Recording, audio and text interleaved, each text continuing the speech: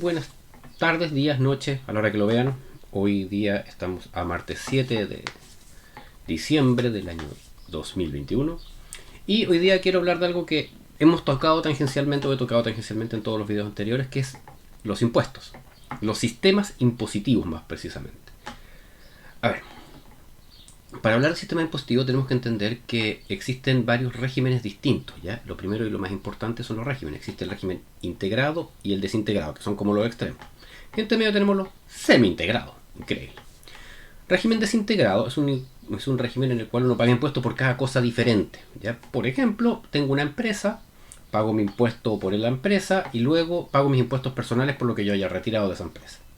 En un régimen integrado, si yo tengo una empresa, pago los impuestos por las utilidades de la empresa, luego pago mis impuestos personales por mis retiros, pero se deduce lo que yo ya pagué de impuestos como empresa. ¿Ya? Esto funciona principalmente para las empresas individuales, obviamente.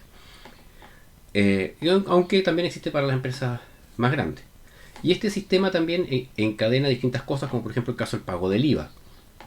El IVA, el impuesto al valor agregado, es un impuesto que se agrega o que se genera cada vez que yo le agrego alguna producción o algún, ¿cómo se llama esto? Alguna mejora o algún proceso a alguna cosa. Por ejemplo, vamos a usar algo sumamente sencillo, aprendido de Don Milton, un lápiz. ¿Ya? Lápiz Faber-Castell de mina común y corriente, sirve para escribir. Este lápiz está compuesto de madera, pintura y una mina al centro, ¿cierto? Esta mina es un carbón especial, ¿ya? Y eso es básicamente un lápiz. Bueno, cuando se produce el árbol para la madera, se corta el árbol para la madera y se vende la madera, en este caso a Faber-Castell, la persona que vendió la madera tiene que pagar un impuesto, ¿ok? Ese es el impuesto al valor agregado. ¿Por qué? Porque era un árbol. Del árbol se cortó, se le agregó valor para convertirlo de árbol a madera. Lo mismo pasa con la mina, lo mismo pasa con la pintura. Luego Faber-Castell toma todo esto, pone la madera, la lija para hacerla redondita, le pone la mina entre medio, lo aprieta, le pone el pegamento, la pintura y lo vende, ¿verdad? Bueno, Faber-Castell paga además un impuesto, IVA, por todo el proceso que hizo para convertir el trozo de madera y de carbón en un lápiz. Cuando tenemos un sistema integrado, el IVA que Faber-Castell pagó por los materiales se descuenta del IVA que va a pagar él como final a impuestos internos, ¿ya? O sea, es un valor agregado. Faber-Castell tomó una madera, le vendieron un trozo de leña y un carbón, los convirtió en lápiz, él hizo un proceso para esas dos cosas, pero como él los había comprado antes, dicen, ok, te le agregó tanto valor a esta leña y a esta madera, esta leña y este carbón, y él lo convirtió en un lápiz, así que sobre esa diferencia pague el impuesto, nada más, ¿ya? Eso en un sistema integrado. En un sistema desintegrado, Faber-Castell compró las cuestiones, el señor de la leña le puso, pagó su impuesto, y Faber-Castell paga el impuesto por el precio total, no descontando los IVA pagados anteriormente, ¿ya? Ventajas de un sistema integrado. La verdad es que la gran gracia tiene que no se pagan impuestos repetidos, por decirlo de alguna manera. Si bien no son exactamente repetidos, los impuestos sí se está pagando impuestos por lo mismo. Porque si yo estoy vendiendo un lápiz que está compuesto por una madera y un carbón, y ya pagué impuestos por el carbón y por la madera, no tiene sentido pagarlo de nuevo. En un sistema integrado, o sea, desintegrado, se paga por todo se puede pagar por todo dos veces, ¿ya? La gracia del sistema desintegrado es que teóricamente permite una mayor recaudación tributaria. En Chile tenemos un régimen semi-integrado, integrado en algunas partes y desintegrado en otras desde la última reforma importante que fue en el gobierno de Michelle Bachelet en el... se me olvidó cuándo, 2015 si mal no recuerdo. Pero en el segundo periodo de Michelle Bachelet. Y eso es un sistema de impositivo. Luego hablemos de los tipos de impuestos. Existen impuestos directos e impuestos indirectos. Impuestos directos son el IVA, el ILA, impuesto a licores y alcoholes, el impuesto al azúcar, el impuesto a la benzina. Todos esos impuestos son específicos, son directos, ¿ya? El IVA y los impuestos y otro tipo de impuestos son indirectos, por así decirlo. ¿Por qué? Porque tú no estás grabando algo en específico. Grabando se dice cuando se le pone el impuesto a algo. Sino que tú estás grabando una producción general. El impuesto a la renta es un impuesto indirecto. ¿Ya? Porque no estás grabando tú por ser profesor, a este por ser ingeniero o a este por ser abogado. No, lo estás grabando en forma general. El global complementario, que se paga todos los años en abril, es un impuesto indirecto. ¿Ok? Los impuestos indirectos generalmente afectan más a los más pobres igual que los directos. ¿Por qué? Porque mientras más altos son los tipos de impuestos, más renta, más proporción de tu renta, entre comillas, tienes que destinar a impuestos. Si bien la cantidad es la misma, si yo digo por ejemplo el IVA en Chile, que es el 21%, si yo gano 1.000.000 de pesos, gano 100.000 pesos o gano 500.000 millones de pesos, como dijo la doctora Siches, el 21% es el 21% y punto. ¿Cuál es la diferencia? Que si yo gano 100.000 pesos, yo gano 1.000.000 de pesos, la cantidad de cosas que yo puedo comprar varía. Afecta mucho. Y luego está el hecho de que yo con un sueldo más alto puedo ahorrar, por lo tanto una proporción no la voy a gastar en impuestos. Me la voy a quedar guardada en el bolsillo, por decirlo de alguna manera, para más adelante. En algún momento hay que pagar impuestos, ¿eh? Eso no falla. O sea, por ejemplo, creo que el mejor ejemplo de todo con respecto a los impuestos y que los impuestos no perdonan, es que cuando uno tiene un sueldo, se calcula sobre el sueldo bruto lo que se ahorra obligatoriamente para la pensión, que es un 10%. Y después de eso se paga el impuesto a la renta. Pero cuando tú te pensionas, tu pensión entra en el global complementario y puedes tener que pagar impuestos si tu pensión es más alta de 500.000 pesos. Que es cuando comienza el tramo efectivo de pago de impuesto a la renta. Entonces, eso hay que tenerlo en consideración, ¿eh? Todo esto, si es que alguno de ustedes se quiere pensionar algún día y pretende tenerlo así. Luego, existen distintos niveles de imposición, ¿ya? Por ejemplo, el caso chileno, sé que es un país que tiene un impuesto relativamente alto en algunos ítems, por ejemplo, el impuesto a las empresas, que es un 27% actualmente, la media de la OCDE es 20%. Estamos más arriba de países como Alemania, países en serio, no países bananeros como el nuestro. Si uno saca el global completo de todo lo que se paga en impuestos en Chile, estamos un poquitito más arriba de la media de la OCDE. Y luego hay países que están más abajo, obviamente, pero si no, no habría un promedio. Pero lo importante va un poco más allá, ¿ok? Si nos alejamos un poco de lo que se conoce como los paraísos fiscales, que son países en los cuales no hay impuestos, así de simple, no hay. Por ejemplo, en Panamá, por ejemplo, donde se arrancó Chang, se me olvidó, Malta, o países un poco más, tal vez, que uno pueda decir que son menos malvados, como el caso de Mónaco. Mónaco no tiene impuestos porque la familia principesca o real, no sé cómo se llamará, sé que tienen príncipe, pero no sé si se llama familia real, los nobles, los dueños del país, son dueños de los casinos. Entonces con los casinos pagan todo lo que tienen que pagar. Además, Mónaco son 2 ciudades, tampoco es una cuestión muy espectacular. La ciudad será bonita, todo lo que quieran, pero son 2. No es mucho más lo que hay que hacer y son todos enfermos ricos, así que no es problema. Bueno, estos paraísos fiscales son paraísos fiscales, entre comillas, porque no hay impuestos. Teóricamente hablando, siempre hay alguna cosa que hay que pagar por anga por manga, pero tienen impuestos más bajos, dejémoslo.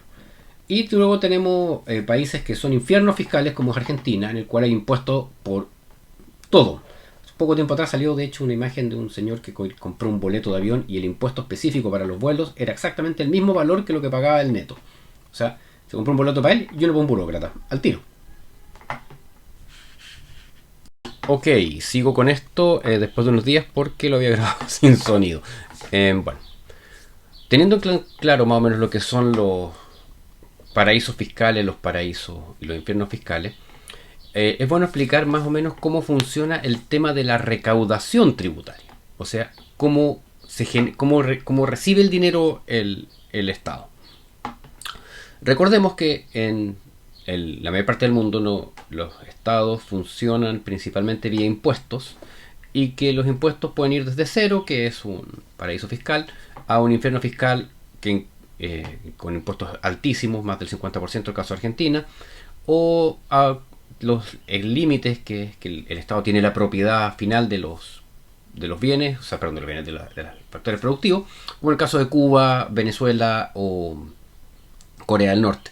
Chile tiene una empresa estatal importante que es Codelco, que representa un 30% del ingreso del Estado, Sin embargo, ese 30% de ingreso del Estado, si lo llevamos al país completo, representa más o menos un 8 o 9%. Tampoco es tanto, ¿ok? Y si es el 30% del Estado, el otro 70% lo recibe de impuestos. Por lo tanto, los impuestos son muy importantes. La recaudación tributaria tiene la idea, tiene la gracia y el fondo, por así decirlo, de que se debe maximizar el ingreso. Por eso se habla en general de aumentar los impuestos. ¿Para qué?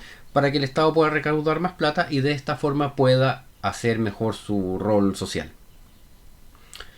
En lo siguiente voy a explicar un poco cómo funciona esto de la recaudación.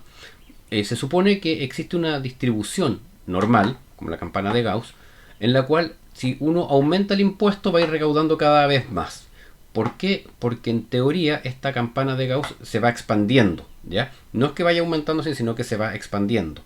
Entonces, siempre podría grabarse un poco más el Estado. Perdón, a las personas para recaudar más el Estado. Hace muchos años atrás un economista de apellido Laffer definió este problema de la recaudación respecto a un óptimo de recaudación con una parte donde hay más incentivos para pagar y una parte que hay menos incentivos para pagar.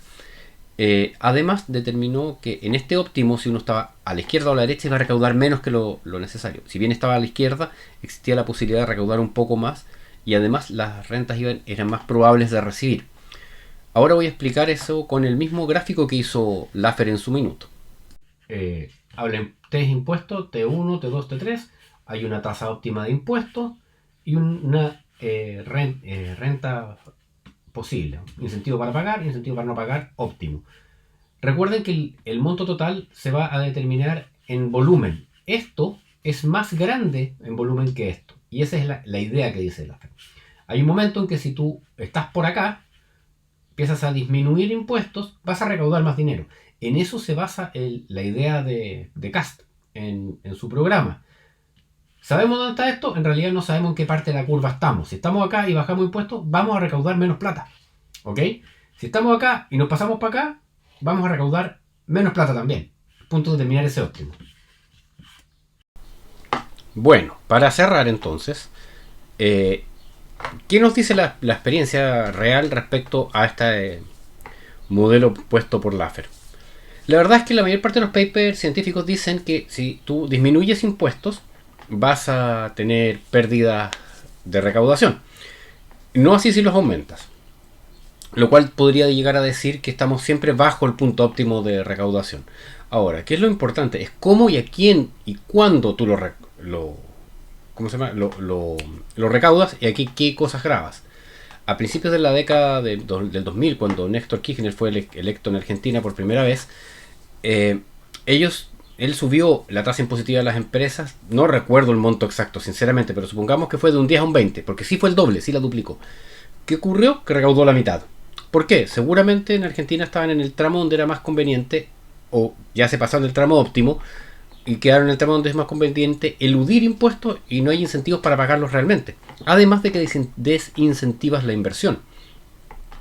¿Qué ha pasado en Chile?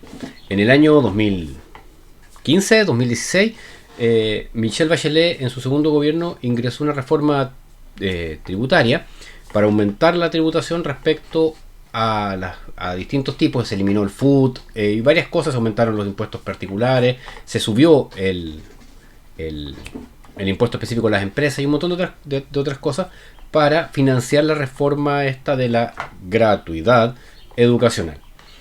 Resultado, se recaudó la mitad de lo que se quería recaudar. Se querían recaudar 4 puntos del PIB y se recaudó 1,5.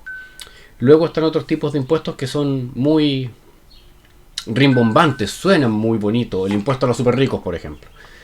En Francia, en Europa en general, existe impuesto a los super ricos. En Holanda, por ejemplo, el impuesto recauda un 0,5% del PIB. En Francia se eliminó, igual que en Italia. En Alemania y en algunos otros países escandinavos recauda el 0,7%, siempre es menos del 1%. Aquí se pretende que el impuesto a los super ricos recaude el 2%, más del doble de lo que recauda en cualquier país del mundo. Y si bien en muchos países se ha ido eliminando, precisamente ¿por qué? Porque no cuesta nada, si está a un clic que la gente cambie su locación tributaria. En un clic, en cambio, pesco todos mis ahorros, toda mi fortuna y la deposito en Islas Caimán, por inventar, que es un paraíso fiscal del que me acabo de acordar. Eh, entonces, ¿qué es lo importante respecto a todo lo que tiene que ver con los impuestos? Los impuestos se supone que son para la función del Estado. Lo cual, insisto, en mi perspectiva, está bien. Yo no soy una persona a la que cree que el Estado no debe existir. Yo creo que sí debe existir y debe garantizar ciertas cosas mínimas, por decirlo de alguna manera. Insisto, yo soy minarquista, no soy anarcocapitalista. Pero el problema está cuando el Estado está capturado, y está capturado por burocracia.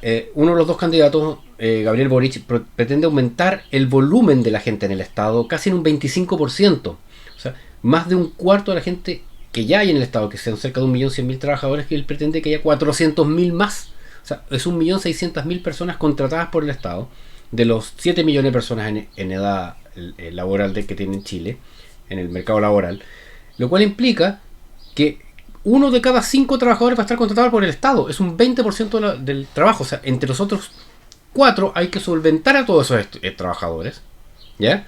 Y además hay que considerar que de esos otros 4, al menos 1,5, porque no, por las proporciones, trabajan en el mercado informal, o sea, no pagan impuestos. Técnicamente, 2 personas de los trabajadores normales vamos a tener que solventar uno del aparato estatal. ¿Por qué? Por burocracia. Y no tiene sentido la burocracia, menos hoy en día con los avances digitales que hay. Veamos el ejemplo, tal vez el mejor ejemplo de todo lo que ocurrió con la vacunación, en lo que estén a favor o no contra la vacuna, todo el resto del jaleo, eso me da lo mismo. Estoy hablando del gobierno digital, la comisaría virtual, las cosas para sacar permiso, la cuestión está del yo me vacuno, todos los seguimientos, todo digital. No necesitas tanta gente. Hace muchos años atrás, una guatemalteca muy buena moza llamada Gloria Álvarez se hizo muy famosa por este discurso de utilizar la tecnología en contra del populismo. Populismo de izquierda o de derecha. Ojo, populismo de derecha también existe. Sin ir más lejos, Bolsonaro tiene unas medidas que son pero para golpearse contra una piedra en el pecho. Kass también tiene hartas medidas que son bien populistas. No digamos aquí que solo Boric tiene puras cosas malas y Kass tiene todo bueno. No es cierto. Ambos tienen cosas malas y ambos tienen cosas buenas, ¿ya? El problema de uno, en mi opinión, en el caso de Boric, es que todo lo que propone es insolventable. Por nuestro Estado, a lo mejor si tienes la recaudación fiscal de Suecia, perfectamente bien, pero ¿la tenemos? ¿Tenemos ese hábito laboral? ¿Tenemos esa orden, esa disciplina? Ojo, que claro, uno puede tener las mismas normativas, pero las personas tienen la misma cultura para poder aplicarla. Eso es importante, no es tan solo el tener las normas, es que las personas sean capaces de respetarlas. ¿Ok? Ya hoy lo voy a cerrar por acá. De nuevo, por hoy lo voy a cerrar aquí, ahí sí. Y nos estamos viendo en el próximo video, que no sé de qué ir a hacer todavía, pero creo que voy a hablar de la creación de los precios.